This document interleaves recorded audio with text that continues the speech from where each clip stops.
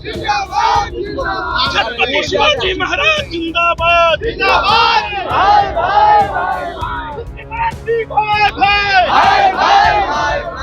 लोगों का दहन है, उन विचारों का दहन है जो भारत को तोड़ना चाहती है। छत्रपति शिवाजी महाराज ने पूरे राष्ट्र को, पूरे भारत को एकता के सूत्र में पिरोया था। उन्होंने हिंदवी स्वराज की स्थापना की थी। उसके बाद उनके वंशज आए, सरदार पटेल। आप तो जानते हैं कि अंग्रेजों ने फिर से भारत को तोड़ने की साजिश की, उसे सरदार पटेल ने नाकाम किया। आज ये छत्रपति शिवाजी का नाम लेकर के मराठी जैसी भाषा का, जो इतनी मीठी भाषा है, जो भारत को भारत से जोड़ने का काम करती है, उसके नाम पर ये लोग भाई भाई को लड़ाने का प्रयास कर रहे हैं। ये बर्दाश्त के बाहर है। पटना के इनकम टैक्स गोलंबर पर राज ठाकरे का पुतला है, वो दहन किया जा रहा है। आप देख सकते हैं तस्वीरों में किस तरह से छत्रपति शिवाजी महाराज के बैनर के तले जो पन्ना प्रकाश है, वो राज ठाकरे का पुतला है, दहन कर रहे हैं। जिस तरह से महाराष्ट्र में हिंदी भाषी को लेकर जिस तरह से विवाद देखने को मिला था, जो हिंदी भाषी और मराठी को लेकर जो विवाद देखने को मिला था, जिसको लेकर आज पटना के इनकम टैक्स गोलंबर पर जो पन्ना प्रकाश के हैं, वो उनके नेतृत्व में राज ठाकरे का पुतला दहन है, वो किया जा रहा है। और पटना प्रकाश भी यहाँ पर मौजूद है, उनसे भी बात करने की कोशिश कर रहे हैं कि आप लोग पुतला दहन है वो क्यों कर रहे हैं। लोग आज राज ठाकरे का पुतला दहन किए हैं, क्या कहिएगा?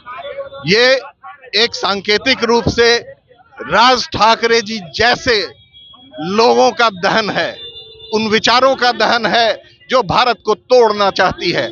छत्रपति शिवाजी महाराज ने पूरे राष्ट्र को, पूरे भारत को एकता के सूत्र में पिरोया था। उन्होंने हिंदवी स्वराज की स्थापना की थी।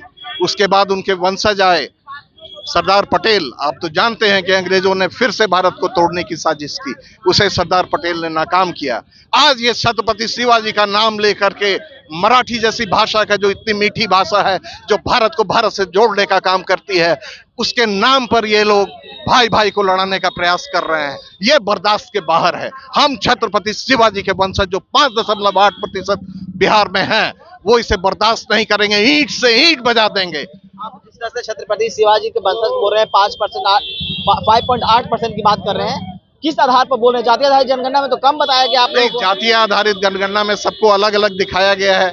जैसे धानुक, वो छत्रपति शिवाजी के सबसे नजदीक के वंशज हैं, जो धनुर्विद्या में बहुत माहिर थे, तो धानुक को कुर्मी न लिख करके धानुक लिखा गया। इस तरह से ये इन लोगों ने परसेंटेज घटाने की, जैसे सैंथवार हैं, जो आरपीएन सिंह हैं, यूपी में एक नेता हैं, इस तरह से कई उपजातियों को इन्होंने अलग अलग लिख करके ये भ्रम फैलाने की कोशिश की है। लेकिन यहाँ यदुवंशियों के बाद जो सबसे बड़ी संख्या है, वो छत्रपति शिवाजी के वंशजों की है। आप बोल रहे हैं भ्रम फैलाने की बात कही है, तो कैसे एकजुट करिएगा आप लोग? तो आप तो बट गए हैं, अब तो बट गए हैं, आप लोग अलग अलग हो गए हैं। कागजों पर बटे हैं, शादियां हो रही हैं, हम एक हैं और हम भारत के लिए एक हैं, हम बिहार के लिए एक हैं, बिहार की प्रगति के लिए एक हैं, समाज को जोड़ने के लिए एक हैं, समृद्ध समाज बनाने के लिए एक है। हिंदी भाषी और मराठी भाषी को आप लोग भाई भाई बता रहे हैं, लेकिन जिस तरह से सियासत हो रही है, इसको कैसे खत्म करिए? देखिए, कुछ मति भ्रष्ट लोग अगर चाहें कि हम बांटें और हम उसी लाइन को पकड़ लें,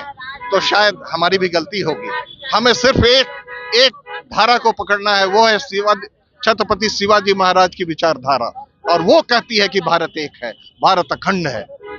आप सुन रहे थे पन्ना प्रकाश का क्या कुछ कहना था, लेकिन जिस तरह से बात करें कि पटना का इनकम टैक्स गोलंबर पर राज ठाकरे का पुतला दहन किया गया, देखिए और लोग भी हैं, क्या कहिएगा? आप लोग राज ठाकरे का पुतला दहन किए हैं। आज राज ठाकरे के खिलाफ हम लोग एकजुट हो करके पूरे भारतवर्ष से कहना चाहते हैं, चाहे वो भारत सरकार हो, केंद्र का सरकार हो या कोई और सरकार हो, हम आज चेताना चाहते हैं कि भाषा को लेकर के जिस तरह से एक भाई को दूसरे भाई से लड़ाया जाता है, वह कतई बर्दाश्त नहीं हो सकती है। राज ठाकरे जैसे गवार को ये शोभा नहीं देता है कि वो हमारे भाई के खिलाफ आवाज उठाए, मारपीट करे। पूरा भारत एकजुट है, पूरा भारत में हर संप्रदाय को एकजुट रखा गया है। यह लोकतंत्र की सबसे बड़ी जननी है, लेकिन उसमें भाषा को लेकर के मारपीट करना कहां से सच है? केंद्र सरकार को इसके खिलाफ आवाज उठानी पड़ेगी। अगर नहीं उठाएगी तो हम लोग इससे भी बड़ा जरा जनतंत्र के भरोसे आगे बढ़ेंगे और राज ठाकरे जैसे कुतर्क करने वाले गवार को जेल के अंदर डाल करके, सलाखों के अंदर डाल करके ही हम लोग अंतिम सांस लेंगे। आपने सुना तमाम लोगों का क्या कुछ करना था पटना इनकम टैक्स गोलंबर पर। तमाम न्यूज़ के साथ नमस्कार।